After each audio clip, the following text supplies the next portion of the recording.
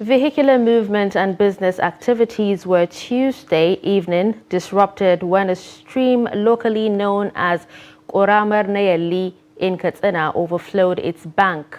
According to reports, the overflow was as a result of some blockages along the waterways occasioned by the just concluded Ofar Kaura Interchange Road project.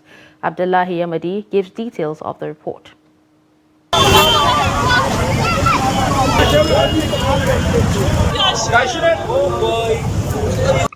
The entire area here was flooded, with the road leading to and from the city center blocked and inaccessible.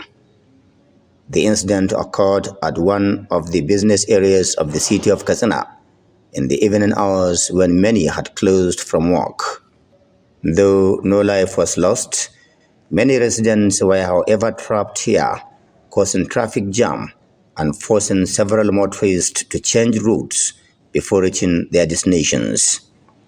An infant and one young boy were reported missing, as many businesses here were disrupted, with shops and other business owners seen trying to tidy their premises hours after the flood.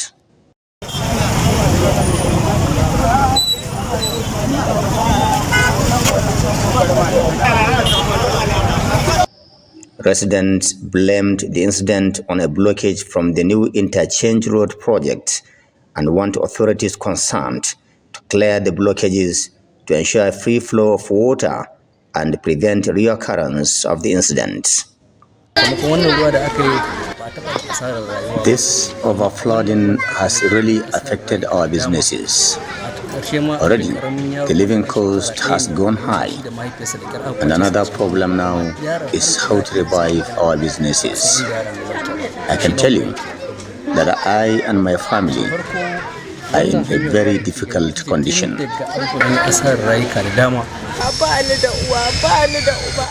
As you can see, I'm a widow without a husband for many years, trying to train our children. Now I lost my house and my properties to this disaster. To be honest, I don't know what to say or do.